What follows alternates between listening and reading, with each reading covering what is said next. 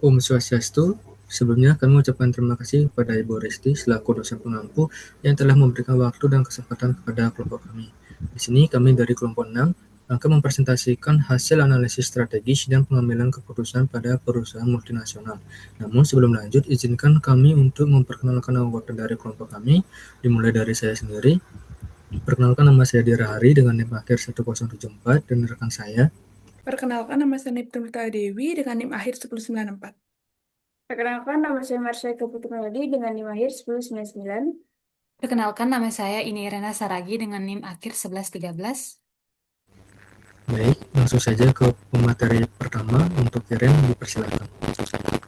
Baik, sebelum ke materi pertama, ada pun latar belakang dari materi kami yaitu Global Tech Corporation merupakan perusahaan multinasional yang menghadapi berbagai tantangan pada tahun 2026, meliputi perbedaan standar pelaporan keuangan, risiko nilai tukar, kelemahan pengendalian internal, sengketa transfer pricing, serta tingginya leverage akibat ekspansi berbasis utang. Nah, meskipun kinerja keuangan meningkat, harga saham menurun sehingga diperlukan evaluasi untuk meningkatkan transparansi tata kelola dan kepercayaan investor. Nah, ada pun tujuan analisis yaitu menganalisis dan mengevaluasi pelaporan keuangan, eksposur resiko, tata kelola perusahaan, praktik transfer pricing, serta strategi pendanaan Global Tech Corporation untuk menilai dampaknya terhadap transparansi, kepatuhan, kinerja, dan ketahanan keuangan perusahaan, serta menyusun rekomendasi strategis bagi manajemen dan investor guna meningkatkan kualitas tata kelola, efektivitas manajemen risiko, dan kepercayaan pasar dalam jangka panjang. Nah, ada pun pembahasan materi yang pertama yaitu 5 isu akuntansi internasional. Yang pertama, perbedaan standar pelaporan keuangan US GAAP vs IFRS, di mana faktor pendukung kantor pusat Global Test menyusun laporan keuangan konsolidasi menggunakan US GAAP, sementara sebagian anak perusahaan menggunakan IFRS. Adapun konsep akuntansi internasional yang relevan yaitu konvergensi US GAAP IFRS adalah agenda global yang dipimpin FASB dan IASB. Nah, dampak terhadap perusahaan yaitu investor kesulitan melakukan analisis komparatif antar segmen, di mana proses konsolidasi laporan keuangan menjadi lebih kompleks dan mahal karena diperlukan konsolidasi standar. Yang kedua itu risiko mata uang asing dan transaksi laporan keuangan, di mana faktor pendukung global test berorientasi pada USD, Yen Jepang, Euro, Real Brazil, dan Rupiah. Nah, kerugian selisih kurs meningkat 35% dibandingkan tahun sebelumnya. Adapun konsep akuntansi internasional yang delapan yaitu aset dan liabilitas moneter ditranslasi menggunakan kurs penutup, pendapatan, dan beban menggunakan kurs rata-rata. Nah, dampak terhadap perusahaan yaitu tanpa kebijakan hedging terintegrasi, eksposur fluktuasi kurs bersifat tidak terlindungi dan tidak terdeteksi. Yang ketiga yaitu transfer pricing dan prinsip arm's length, di mana fakta pendukung harga transfer Indonesia Singapura sebesar 15 USD per unit lebih tinggi dari harga pasar 10 per USD per unit. Konsep akuntansi internasional yang relevan yaitu OECD Transfer Pricing Guidance mengharuskan transaksi antar pihak berrelasi menggunakan harga yang setara dengan harga pasar wajar. Nah, dampaknya terhadap perusahaan yaitu potensi koreksi pajak dan saksi bunga dari otoritas pajak Indonesia jika harga transfer dinyatakan tidak wajar.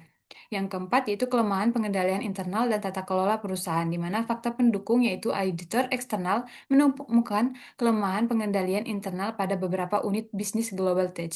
Adapun konsep akuntansi internasional yang relevan yaitu SOX, COSO, ISA 2265, dan prinsip OECD, GCG menjadi pedoman pengendalian internal. Nah, dampaknya terhadap perusahaan yaitu potensi salah saji material dalam laporan keuangan yang tidak terdeteksi. Oleh karena itu, erosi kepercayaan investor dan pemangku kepentingan secara signifikan. Yang terakhir yaitu struktur modal leverage dan implikasi pelaporan keuangan, di mana faktor pendukung yaitu Global Test mengumumkan proyek ekspansi USD 1 miliar pada 2025, sebagian besar dibiayai oleh utang.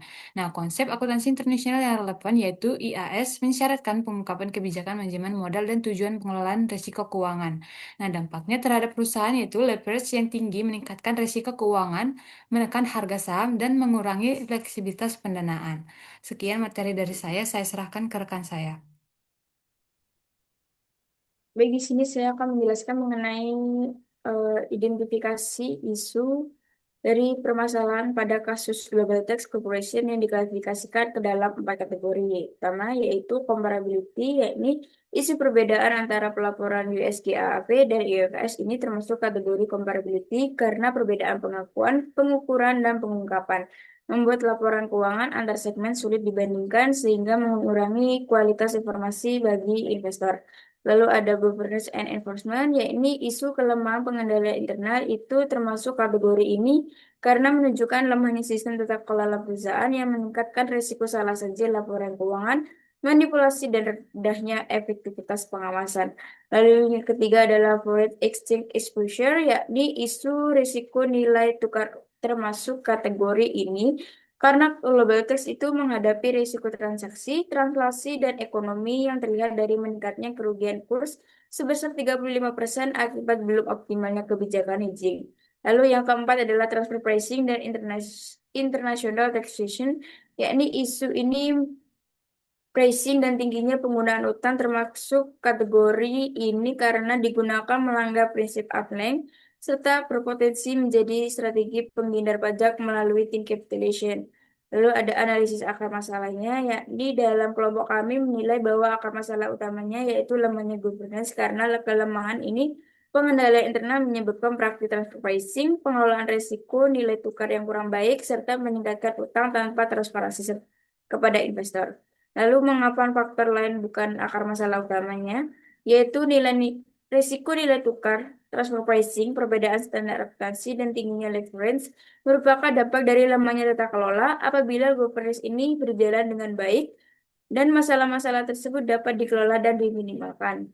Lalu jika dikaitkan dengan teori dan literatur, menurut agensi teori, tata kelola itu yang baik dapat mengurangi konflik kepentingan antar manajemen dan pemegang saham. Lalu penelitian Doiligi dan McPhee itu menunjukkan bahwa kelemahan pengendalian internal menurunkan kualitas pelaporan keuangan dan meningkatkan biaya modal dan tercermin dari turunnya harga saham global tax meskipun laba perusahaan itu meningkat. Materi selanjutnya akan dijelaskan oleh rekan saya. Baik, untuk selanjutnya yaitu prioritas strategis perusahaan. Karena sumber daya yang tersedia terbatas, perusahaan tidak dapat menyelesaikan seluruh permasalahan secara bersamaan.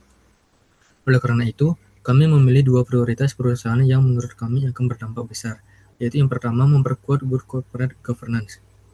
Program yang akan dilakukan yaitu melakukan evaluasi terhadap sistem pengendalian internal, memperkuat peran komite audit dan fungsi audit internal, menyusun standar tata kelola perusahaan, dan meningkatkan transparansi dalam penyampaian informasi kepada investor.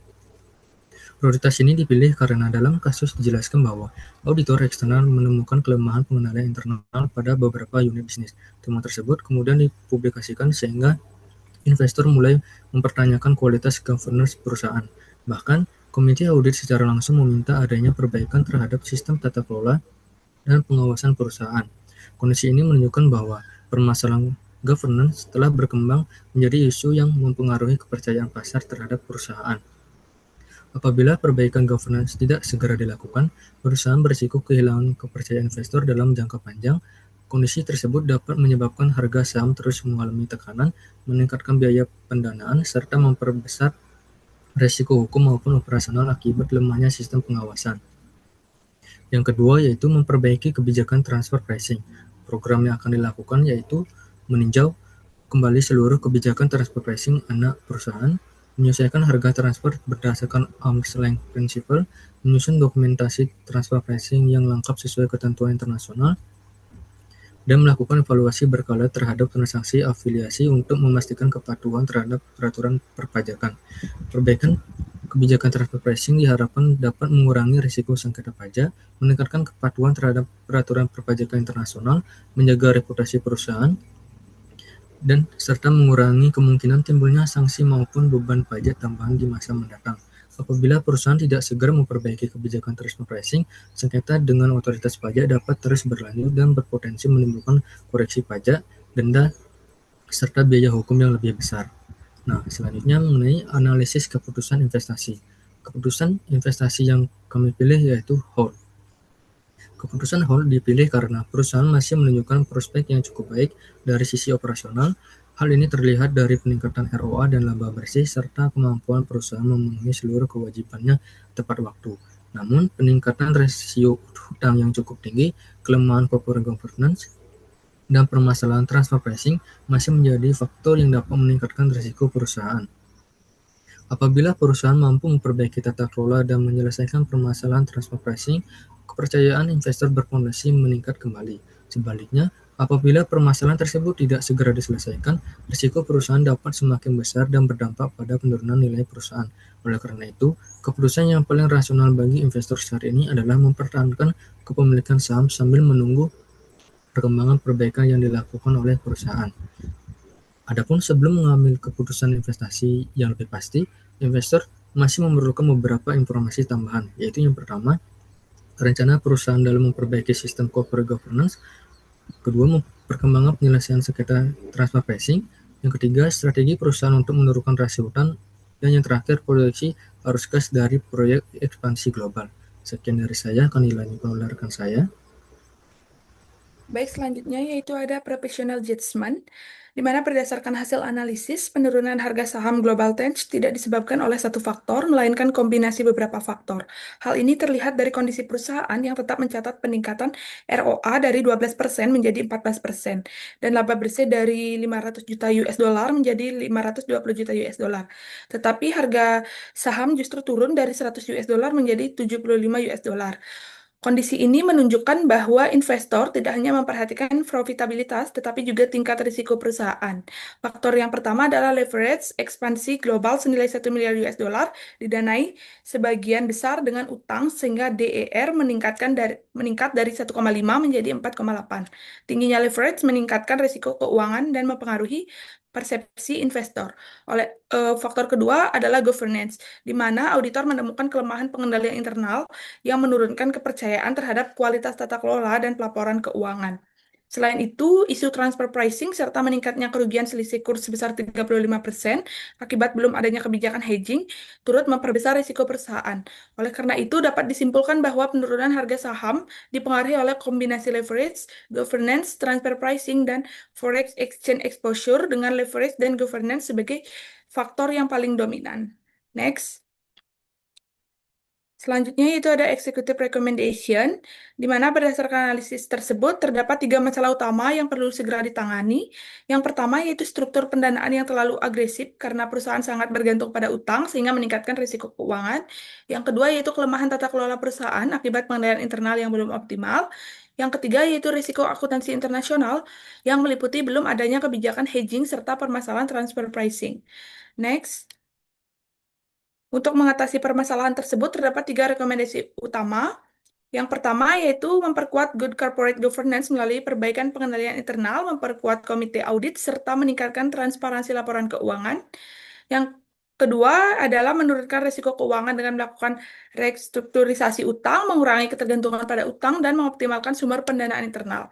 Dan yang ketiga adalah memperbaiki kebijakan akuntansi internasional dengan menerapkan kebijakan hedging yang terintegrasi, mengevaluasi transfer pricing sesuai arm's length principle, serta meningkatkan keputusan terhadap IFRS.